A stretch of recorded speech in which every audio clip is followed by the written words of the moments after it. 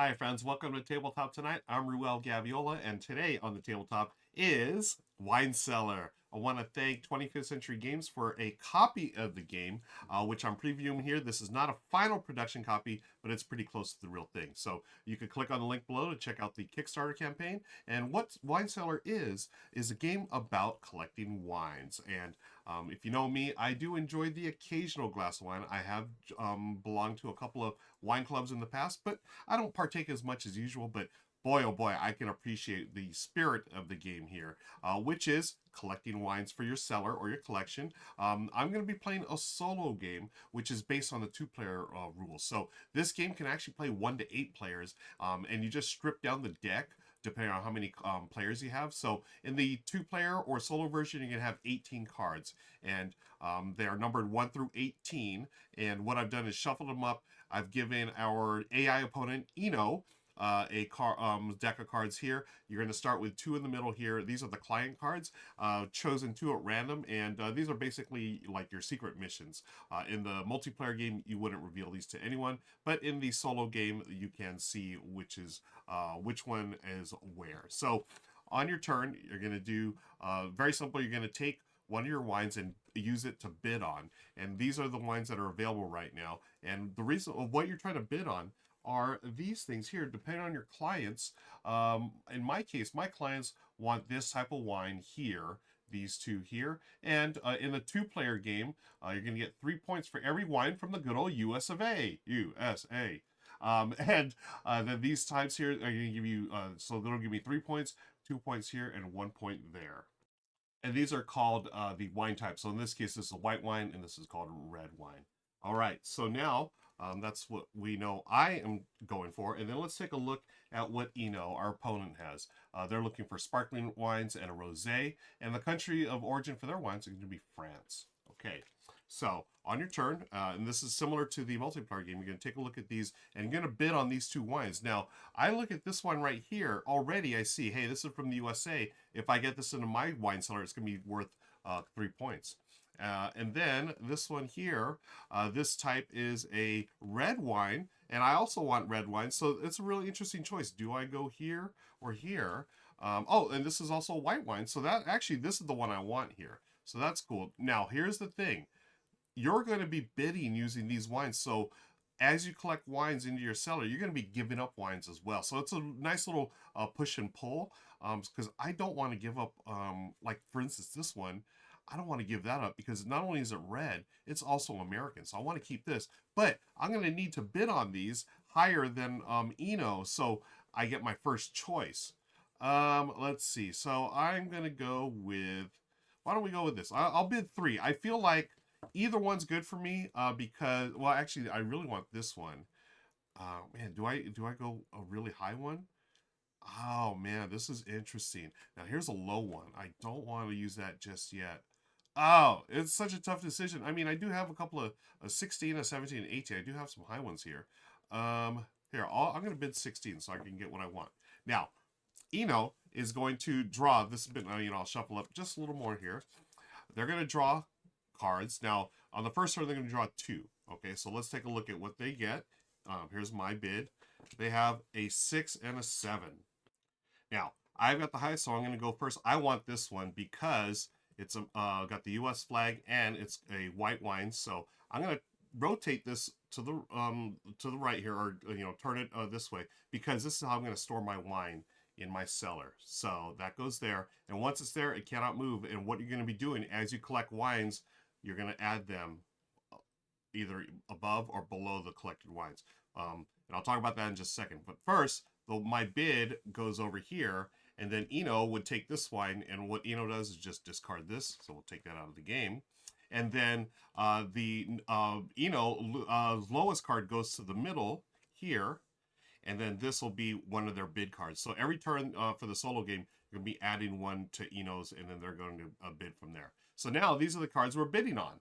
All right, so let's take a look. This one is a rosé, which I know Eno wants. Eno really wants the sparkling here. Hey, here's another American and another white wine, so I really want that here.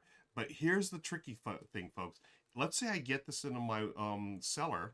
I would add it here, And then you'll notice that some of the numbers here are go left to right, or actually all the numbers left to right. You're going to score them in a diagonal. So it's like the aging process. So the wines go left to right, top to bottom. And as you go in the first slot, you're going to get this number. So if this was my first one, I would get 7 points. If this is my second, I would get 2 points. If this was my third, I would get another 7 points. So you're going to do 8 wines in your cellar, and you go left to right, top to bottom. That's how you're going to score. It's a really interesting mechanism. I'm really excited about this part of the game. I think it's really clever. Okay, but first I need to decide how much I'm going to bid here. Again, these were the ones left over from last round. That's the one I want for this round. So I'll probably go high again. This is an 18 pointer. Now Eno has they want that one there. So that's this is gonna decide which one they take if they bid higher than me. So, but I can bid higher. I already know I will bid. Let me see. I have 18. I have 17. I will bid 17. Okay. All right. Actually, no. I really don't want to bid this one because that would. Okay. Well, no, that's the one I want to bid because I really want this one. So we're gonna go. So this is my bid. Let me keep it this way. Place my order there. There's my wine, and let's add one to Eno. Okay, they've got a 7 and 8, so I am higher. So I'm going to take the one I wanted here, and this is going to go here. Eno's going to discard this, then their lower one goes here. They will have the higher one in their hand for next turn. Now, here's the question. Do I go this way?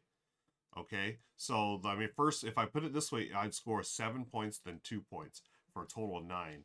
This way, if I go here, this is a bummer. 1, then an 8. Still a total of 9. And again, I could come up here and make this one worth, go up here and then we go 1, 2, 3. I don't know. I'm going to keep this one here. I'll keep it down here. Again, you can't move them once you've done it. And that's going to be then my turn. All right. So now we're looking at these wines here. Here's an American one. And it is, hey, it's a dark wine. So, a red wine. So I'm going to, I can bid high on that one. I will bid 15. All right, let's see what Eno has. Eno has a 9. Okay, wow, all theirs are consecutive. That's hey, that's the way it goes. So I'm gonna go here. I will take the 7. Eno discards this. Then their lowest one goes up here. Okay, so we got a couple of red wines there. Now here's the thing. Which way do I want to go here? Do I want to go 7, 2, 4? That's 9, 13. Do I want to go here? 1, 8, 3, which is 9, 12. Okay. I think we want to keep that one up there. Okay, we'll continue. All right, so now we have an American red wine and then a French red wine. I definitely want that American red wine, but again, here's the thing. Look how, when you turn it over, this would be my 4th wine in my collection, be 1, 2, 3, 4, only worth 5 points. Whereas this here, this is 1, 2, 3. I'm going to have to do it. Okay, so let's bid on that. I do have an 18 I could bid on. Or I have a 13. Let's see. Let's try 13. Let's see what happens. Hopefully I have enough. Turn over one more for Eno. Eno has a 2. Okay, so I get my first choice. I will take this. This will be discarded. Eno's lowest goes there, and then their highest will be next. Now, which way I'm going to go? Am I going to place this here or go upstairs? Now, here's the interesting thing. If I put it first, then all of a sudden this is worth 8, 3, 3. Or we can do 7, 2, 4, 5. Oh, I like that. Yeah, we're going to go this way. We'll go there. So I'm going to move these up here for now. I'll keep my order card there. Client, that's our clients. Okay, so we got a 13. Here's an American rosé. Okay, here's a white wine, but this would be good. If I got that, I could put up there. That's 8. That would be an 8. So that'll be up here 8, 7, or 8, 8, 3. Oh, I want that. I think I do want that. Oh, this wouldn't be a bad fallback either. But the American flag gives me 3 points. The white wine gave me 2 points. Again, we're looking at these here. So I forgot that there were different scores here. So the red wines are only worth 1 point each. However, that American wine is worth 3 points. So, maybe I want that white wine because that's worth 2 points. I'll go 18, and I know I'm going to get that because 18 in the two-player game is the highest. I had a very good draw so far, but let's see what the Eno does. Okay, they have 14, so I'm going to take this. Yeah. Ooh, do I take this? Now, though, this is worth a little more, but this one here will give me that 8-pointer if I go all the way up here, which I really like. Yeah, we'll do that. So that would be 5 bottles of my collection. So this would be 5. This will get me 4 points. This will get me 4 points. This will get me 3 points. 8 and 8. But if I put it down here, yeah, you know what? We're doing it. We're doing it. Okay, so that's there. They're going to discard this, and then their lowest one goes here. So 18 and 9. Okay, now it does change. If they actually win the bid, so they have a 14, they may win. Actually, they're going to win this bid because I may have a 1, 3, and 4. So, well, we'll talk about that in a second as we do it. So let me decide. I mean, I'm going to, this is a sparkling. I can give up the rosé. Okay. I mean, I feel like, with these low ones here, I probably won't get much choice at the end of the game here. So I'm going to drop this one here. Okay, so I've got a 1, so I'm going to lose automatically. Let's see what Eno has. So Eno has won the bid. They've got higher than me. Okay, so I've got the 1. It's automatic. I am going to be the lowest one. So they're going to look at their preferred card, which goes by wine type. So sparkling or rosé, there are none of those. They go to country, which is, it should be France, right? Is that what it says there? I believe that's France. So it's either one of these. They're both French, but then the final preference is the highest bid number. So they're going to take this. Okay. And then I get this because that's what's left over. This goes in the middle. And then this time, their highest goes into the middle. Okay, normally it's because I've been winning so many, their lowest or your highest would go in there. Lowest, but now because they've won, their highest goes here. So they're going to get this and this one. Now I need to figure out where I'm going to place this. I don't want to place it up there. Am I going to? Yeah, I'm going to place it here because that'll be my 2, 4, 6 wine, and that's going to be worth 8 points here. So that actually worked out pretty decently for me. Okay. So now I've got these 2. I've got a 3 or 4. That's it. I'm not going to beat this 11. I'm assuming that's going to be a high number because you can look here. So, well, we'll just have to hope that hope I can get it. We'll see. All right, I'm going to bid the 4. Has 11 and 12, so they're beating me. So they go start with the wine type. So they're going to get their sparkling.